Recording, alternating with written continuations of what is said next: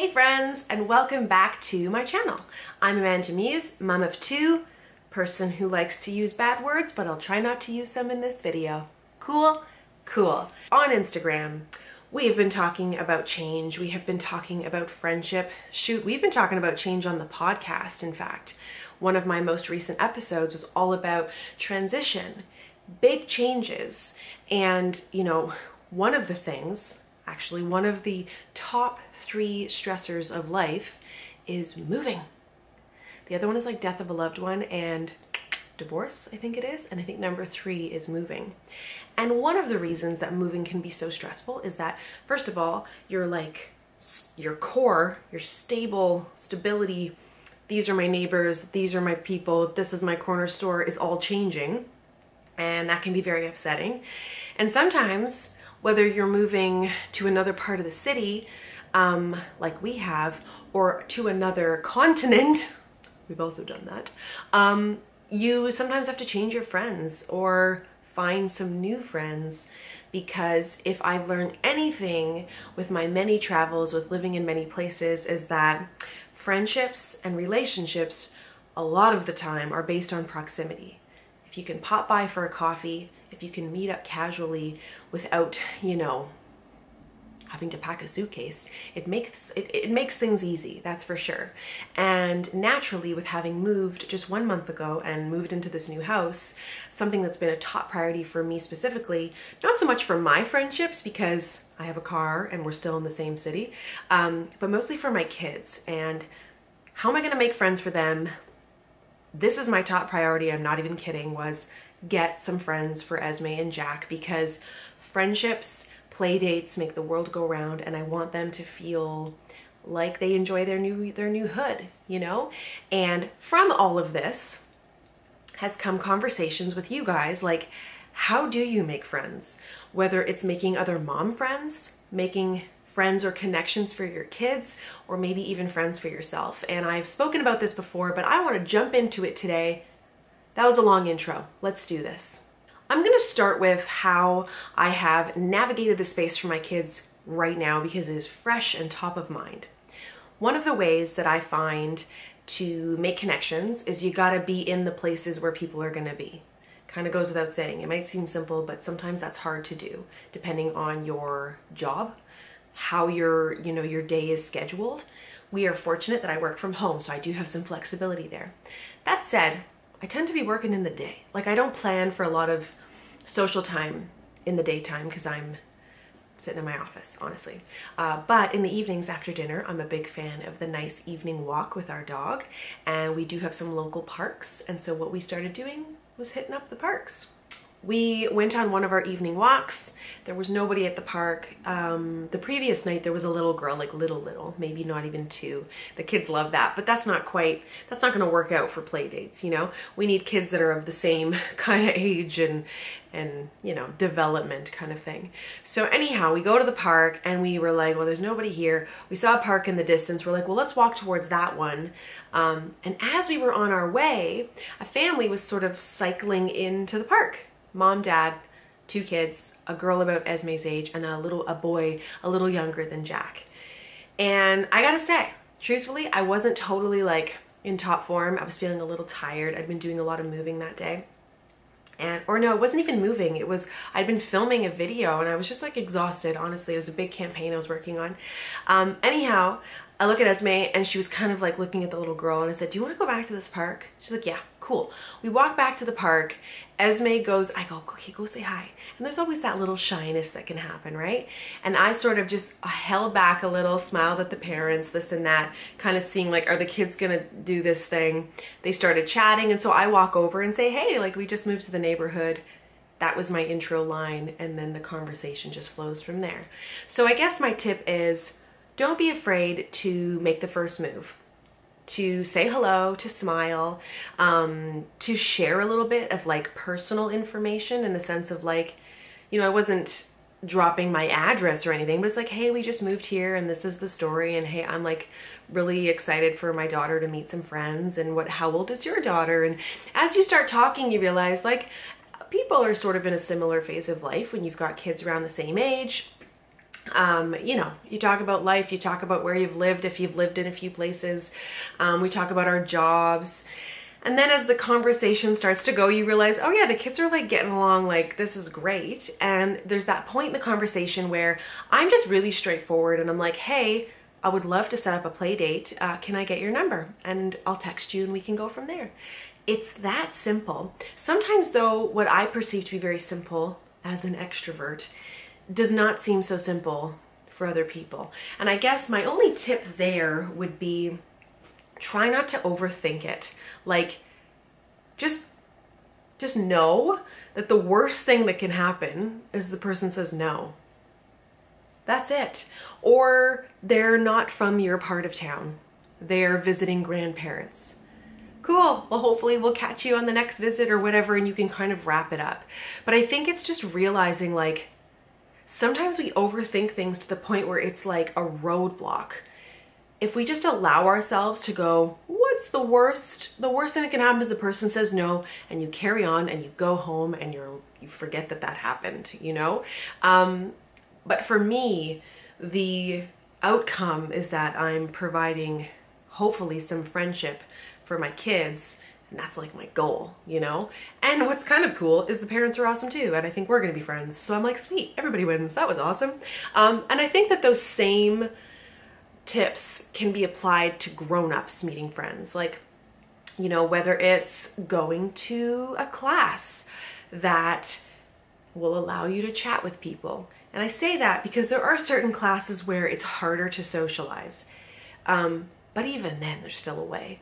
When I used to go to a workout that was more of like, you know, a class, there was always the before chat and the after chat, and there's times that you can organize get-togethers and things. I find that personally a little trickier because the time frame is so quick you have to work in that it takes a while to get, like, you really got to work that friendship each time you're at the class to then get to a point where you're like, hey, would you like to grab a coffee or something? Like, it's harder. Where if you were doing something that allowed you to have a little bit more interaction with people, it's easier. I can't think of anything right now. I mean, I used to ballroom dance. That was really helpful.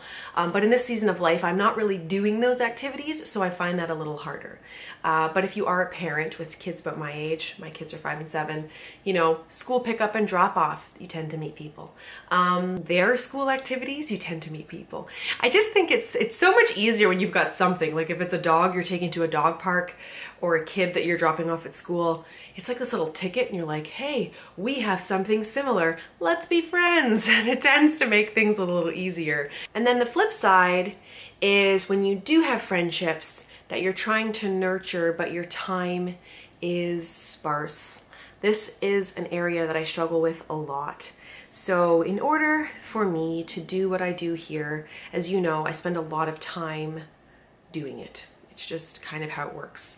I try to be present as a mom in the day when my kids are home, and then I'm like working around them, and that is certainly by choice, and that is something I find is a great luxury for me. It's like I kind of get the best of both worlds, but then that's the only worlds I get. Do you know what I mean? I get the full-on mom and I get the full-on worker bee, but it's harder for me to sneak in time with friends, truly, because as you know, I prioritize self-care.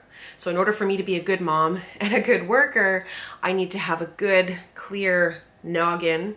I like to take care of my hair. I like to get pedicures. I like to go for massages every now and then, and I like to go for walks. You know, those are kind of like, that's like the perfect Amanda day.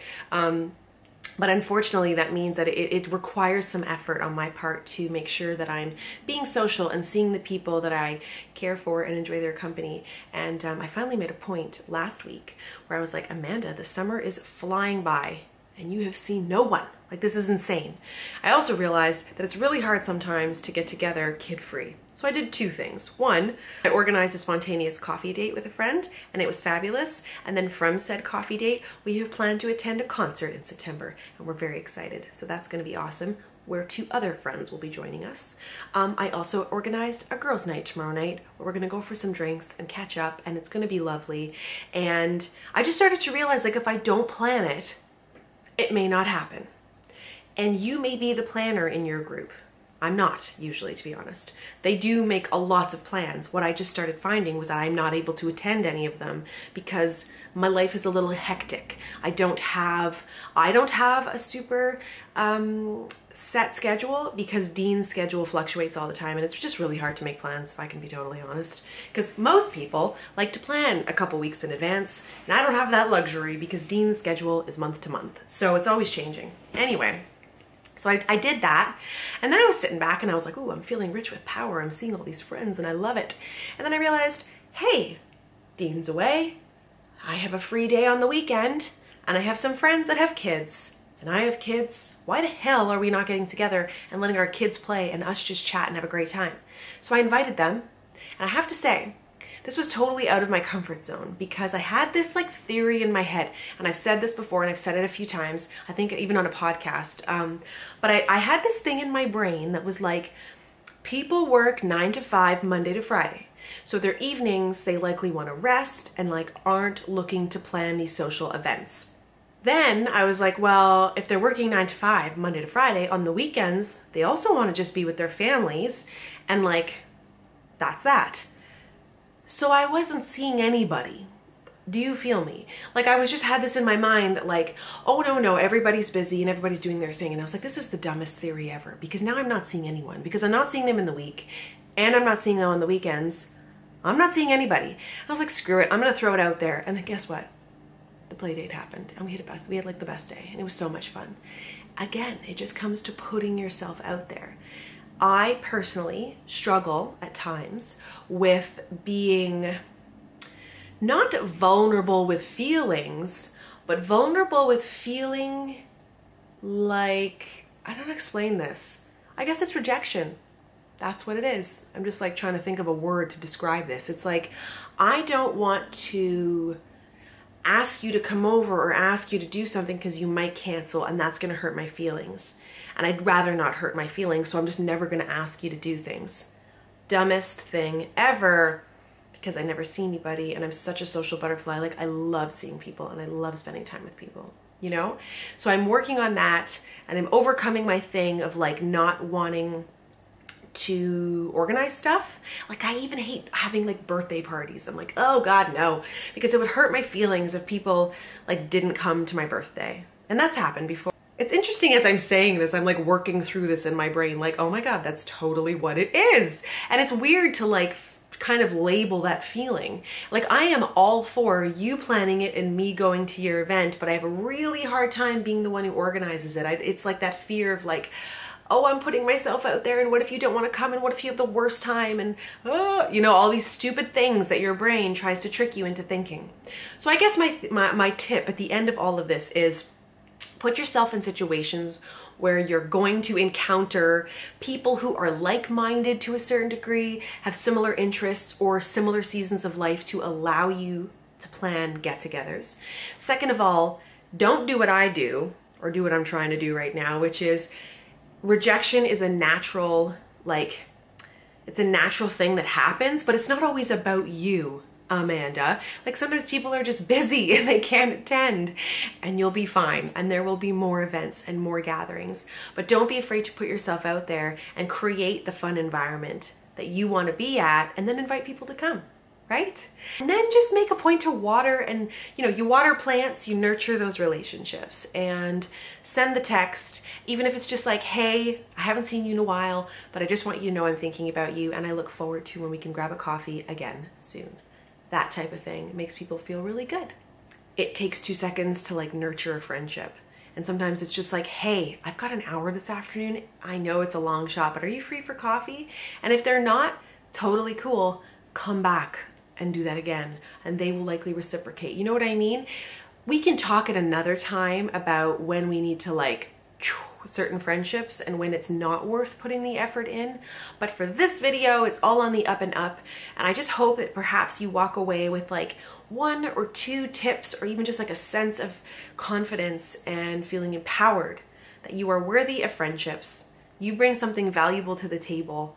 And I just think it's worth it, because we're not supposed to be alone. We are You know, we are creatures that like love tribes and we want to be around others, and I think it's so important for our development and just well-being, you know? So I wish you all the best.